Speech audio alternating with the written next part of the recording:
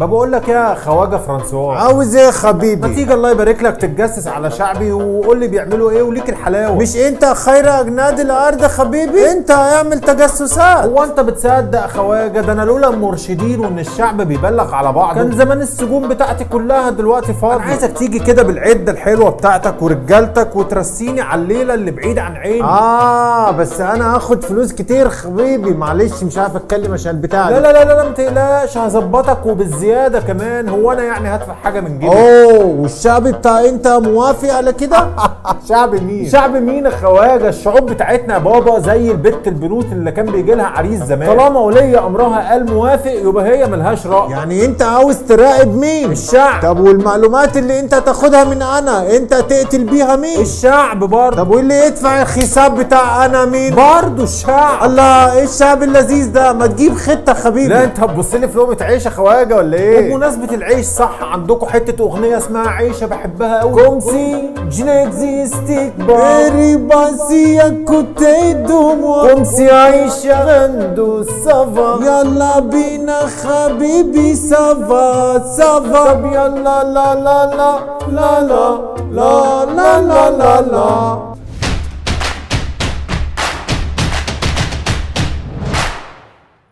إنه في يوم 13 سبتمبر سنة 2015 كان في 16 سايح مكسيكي معاهم مرشد سياحي من شركة ويندوز اوف ايجيبت والمخبر شعبان كحراسة من الداخلية، وسواقين طالعين باربع عربيات تويوتا لاند كروزر دفع رباعي كانوا متأجرين من شركة صحارى ايجيبت. كانوا في طريقهم إلى الواحات البحرية في صحراء مصر الغربية، حيث الرمال السوداء بقى وجبال الكريستال والصحراء الجيرية البيضاء وسحر الطبيعة وكده. ولكنهم حوالي الساعة 3 العصر يا مولانا جاعوا كده، فوقفوا عشان يطلعوا الاكل وياكلوا لهم لقمه وبعدها يكملوا. وما هي الا لحظات يا مؤمن، واذا بطيارات F-16 واباتشي طخ ديش بوم تفرم الفوق بعربياته فيموت 12 منهم 8 مكسيك و4 مصريين، ده غير اصابه 10 تانيين باصابات تعجيزيه. قديمه يا مولانا قديمه، وثقلك افلست خلاص وعمال تعيد وتزيد في القديم. اتقل يا عم الناس، جاي لك انا اهو. طلعت وزاره السياحه بتاعتنا وقتها وقالت لك ان السياح هم اللي غلطانين لانهم دخلوا منطقه محظوره بدون تصريح. راحوا الناس مطلعين لهم التصريح وقالوا لهم اتفضلوا ادي التصريح اهو. راحت الداخليه بتاعتنا مطلعه بيان وقالت معلش اصلهم اتقتلوا بالخطا واحنا كنا بنحسبهم ارهابيين. فراحوا الناس قالوا لهم حضرتك احنا اتدربنا باباتشي وF-16، يعني ده شغل جيش مش شرطه، انتوا ايه دخلكم؟ راحت وزاره الخارجيه قالت لك معلش والله اصل كان في شويه ارهابيين كده في المنطقه وما كانش صح يعني ان السياح دول يروحوا هناك وقتها. السياح قالوا لهم الله طب لما هو ما يصحش انتوا اديتونا تصاريح ليه؟ انتوا فين الجيش بتاعكم اللي ضربنا وضربنا ليه؟ هو ما بيتكلمش ليه؟ كل تصريحاتكم دي تبلوها تشربوا ميتها، احنا عاوزين تصريح الجيش. ولكن حضرتك ومع صوت صرصور الحقل كان المتحدث العسكري بتاعنا بعافيه حبتين، واذ بعدها بسنه واحده تلاقي الخبر ده في الصحف العالميه وملوش حضرتك اي وجود في الصحف المصريه. مصر دفعت 420 ألف دولار كتعويضات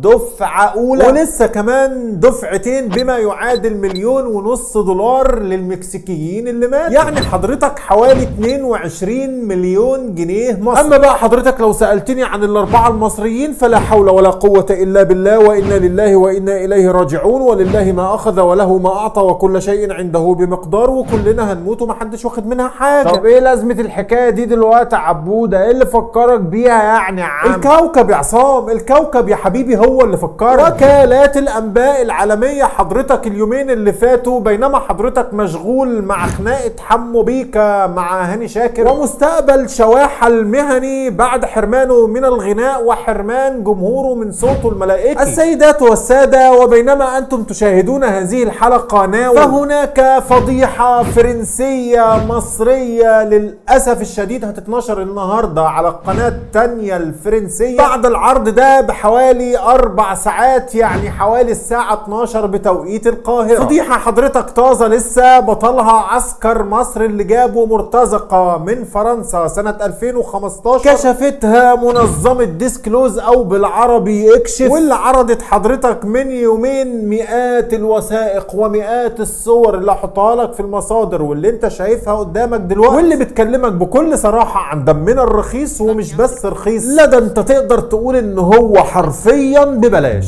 Un avion de l'armée égyptienne survole le désert. Quelques minutes plus tard, il frappe un pick-up conduit par des civils. Une exécution arbitraire dont l'État français s'est rendu complice. Disclose a obtenu des centaines de documents secrets issus du plus haut sommet de l'État. Notes de l'Élysée, de la direction du renseignement militaire, du ministère des Armées. Cette fuite sans précédent révèle les dérives d'une opération de renseignement clandestine en Égypte. Nom de code, Sirli.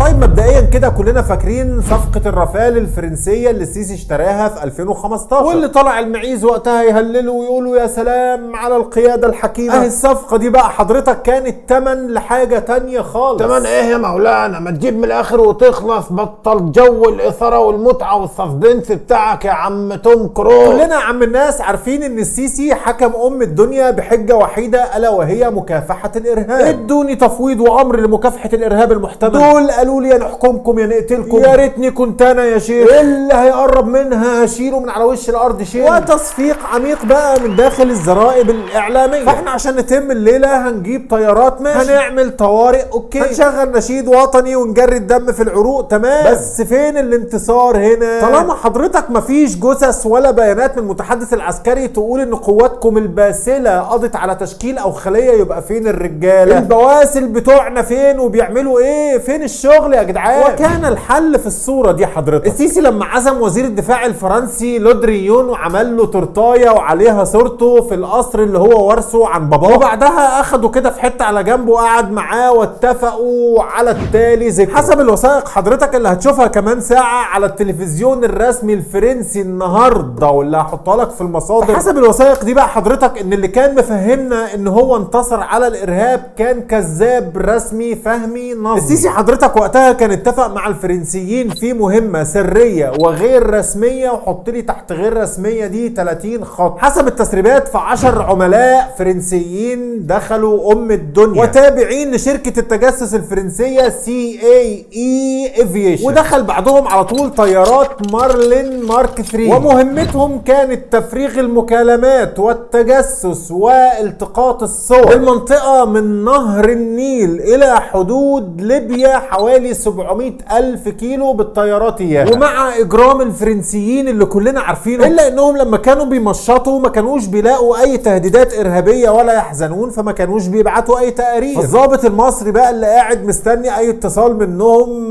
ما لقاش اي حاجه، فقال لهم ايه يا رجاله طمنونا عليكم، فين الشغل؟ ما بعتوش حاجه ليه؟ قالوا له مفيش حبيبي، كلها تحركات عاديه ومفيش اي حاجه مريبه يعني. قال لهم لا انتوا فهمتونا غلط، انتوا حضرتكم تدونا احداثيات اي حركه بتحصل هناك واحنا بقى اللي هنحدد ايه اللي مريب وايه اللي مش مريب. الفرنسيين قالوا له بس كده قربة الخمار مطرح ما يقول الخمار، وقعدوا يبعتوا لهم بقى اي عربيه معديه على اي بني ادم يشوفوا حراره جسمه على الشاشه على اي حركه وسكنه يا مولانا. وقعد لي من اول الحلقه تقول لي فضيحه ومش فضيحه، فين الفضيحه هنا؟ انا مش فاهم. لا ما هي الفضيحه بقى حضرتك واللي هتشوفها على التلفزيون الفرنسي النهارده ان جيشك المحترم كان بياخد البيانات من الفرنسيين ويطلع ينفذ على الابرياء واي حد معدي في هذه المنطقه ضربات جويه، ويحرق في هؤلاء البني ادمين ويدمر ممتلكاتهم، ويصور بقى بعدها وينشر على صفحه المتحدث العسكري ان قواتكم الجامده اخر 30 حاجه رصدت ونفذت واستطاعت، فحاصرت وناورت وقتلت هؤلاء الارهابيين الشياطين تنفيذا للقصاص وحفاظا على امن المواطنين. انت بتقول ايه يا عبود؟ يا عم قول كلام يخش الدماغ يا عم، ما تخلينيش اقفل منك بقى. جيشنا اللي بيحمينا هيقتلنا احنا؟ طب ليه وعشان خاطر مين؟ للاسف يا عصام ده اللي العالم النهارده هيشوفه على القناه دي، والكلام حضرتك هيكون بالوثائق والصور المسربه، وده هيكون بينما انت قاعد حضرتك بتتفرج على الاستاذ عمرو اديب وحواره المثمر بين الاستاذ حسن شاكوش وعبد الباسط حموده. طب وانت عرفت منين يعني يا مولانا قبل ما هم يذيعوا على كلامك اللي انت بتقوله ده؟ مخاوي انت يعني ولا من موقع ديسكلوز الرسمي على النت يا عم الناس، واللي اخدت منه رويترز والاناضول واسوشيتد بريس وكل وكالات الانباء العالميه، واللي انا حاطته لك تاني حاجه في المصادر تحت. لا معلش اديني الموقع يابا اشوف اني بعيني عشان اني مش بصدق اعداء الوطن. ما هي دي الفضيحة التانية يا عم الناس، حاكم النهاردة الفضايح للركب بعيد عنك. العسكر بقى بتوعك بفكرهم الستيني المحدود، اول ما طلعت الفضيحة من يومين راحوا حاجبين الموقع في ام الدنيا وعاملين له بلوك، ولكن الفرنسيين ما سابوهمش في حالهم. اريانا الصحفية الفرنسية فضحتهم برضو على صفحتها ونشرت الكلام ده. يعني هي كده ماتت خلاص ومحدش هيعرف، امال انا بعمل ايه هنا؟ يلا لله ثم للتاريخ. عملية سيرلي بدأت في 15 يوليو سنة 2015 مع زيارة لودريون وزير الدفاع الفرنسي وكريستوف جومارت رئيس الاستخبارات الفرنسية، وكان وقتها رئيس فرنسا المجرم فرانسوا اولاند اللي كان بيرحب بمجرم مصر في قصر الإليزيه. وما كان هذا الترحيب الا لان مجرم مصر هيشيل من فلوس المصريين ويحط في خزنة المجرم بتاع الفرنسيين. ما هو مفيش حاجة لله وللوطن. وزير الدفاع بقى وزير الاستخبارات الفرنسي قابلوا مين هنا؟ قابلوا صدقي صبحي، كان وزير الدفاع المصري وقتها. وبعد هذا اللقاء جه الفريق وطلع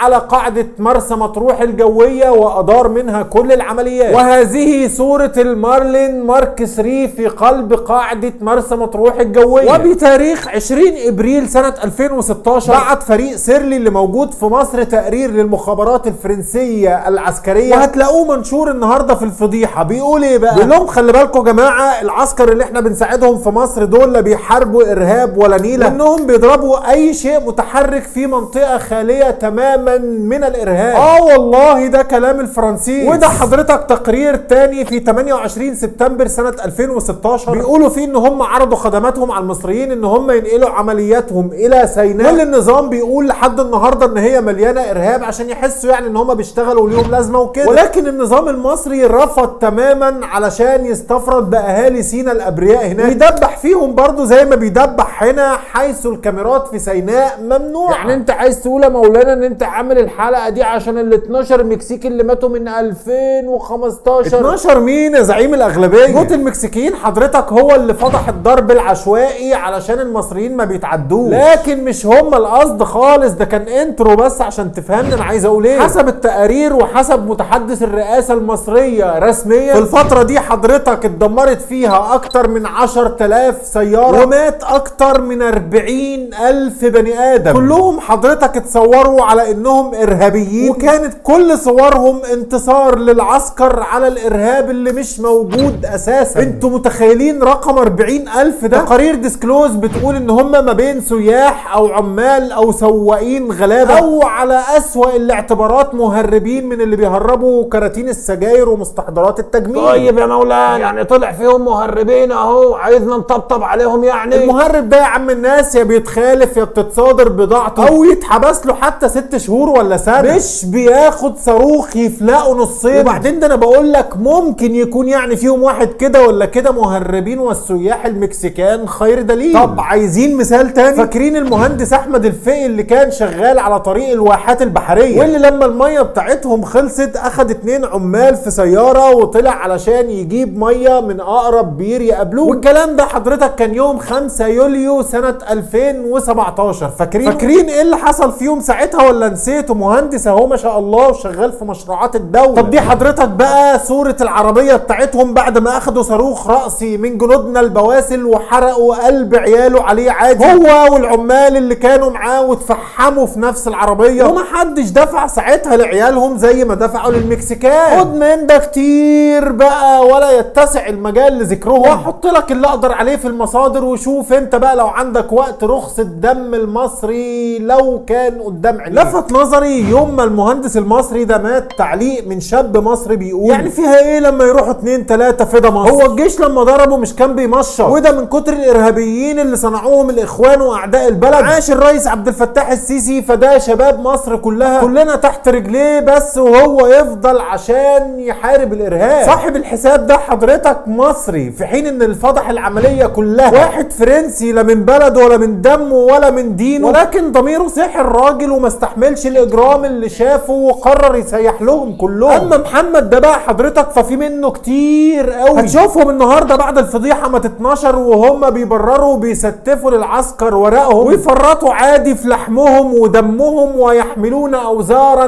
ليست لهم. بعد ما وصل ماكرون للحكم راحت له تقارير عن عمليه سيرلي والاجرام اللي بيحصل فيها، وقبل ما يفتحوا تحقيق هناك راح السيسي دخل باوردر عاوز طيارات رافال تاني، لا ومعاها كمان عاوز حامله طائرات وشويه شخاليل ولعب كده. فكانت ايه النتيجه؟ يتقفل حضرتك الملف، واحلى دعوه بعدها للسيسي لزياره فرنسا، ويروح في 5 ديسمبر سنه 2020 يوم ما قال خطاب العيون المصريه والاوروبيه اللي اذهل بيه اوروبا والعالم. فاكرين المفروض انكم انتوا لا ترون فقط بعيونكم الاوروبيه، نحن لا نراكم بعيوننا المصريه، نحن نراكم بعيوننا الاوروبيه، فانتم كمان مطالبين بان انتم ترون بعيون يعني ترون بعيونكم المصريه، شوفوا مصر مش بعيون اوروبيه. او ديكتاتور العيون المخبول ده بقى صاحب السمعه السيئه يتكرم بعد هذه الخطبه اللي ما تتقالش غير في العباسيه بوسام جوقة الشرف الفرنسي، اعلى تكريم رسمي في فرنسا لاحلى زبون سقع عمال يحول لنا في فلوس شعب واللي مش لاقي ياكل وعمال يحطها في خزنتنا. وطالما محمد يا حبيبي واصحابه راضيين احنا هنوجع راسنا ليه؟ لحد بقى حضرتك ما جت ديسكلوز وفضحت عمليه سيرلي، وكل ده اتسرب حضرتك وهيتعرض النهارده وهتشوفه على القناه الثانيه الفرنسيه. ولعلمك ان ماكرون نفسه مش هيقدر يمنعه لانه هناك في دوله ديمقراطيه الشعب فيها هو صاحب الكلمه. الخلاصه حضرتك ان مفيش ارخص من دمك، وان الفضيحه هتمر وتعدي زيها زي كل الفضايح اللي قبلها، وان الحلقه دي اتعملت للتاريخ ولتوثيق المعلومه، وان اللي استعان بالصهاينه في شرقها والفرنسيس في غربها لا ليه في الرصد حضرتك ولا العمليات ولا ليه في الفنيات، كل خبراته مش هتلاقيها غير في القتل وضرب النار وبس. وان عمليه سيرلي هي خيانه عظمى وجريمه حرب لا تسقط بالتقادم. سيرلي رغم اسمها الشيك الا ان الدم اللي مليها يغرق بلد، يعني الدكر اللي كان واقف يقول لك سرت والجفره خط احمر، فرنسا ساعتها هي اللي كانت جوه بتحميله هو حدود. يعني عمليه الواحات ومحمد الحايس اللي صدعونا بيهم وببطولاتها في الاختيار، فرنسا حضرتك طلعت هي اللي جابتهم مش جنودنا البواسل.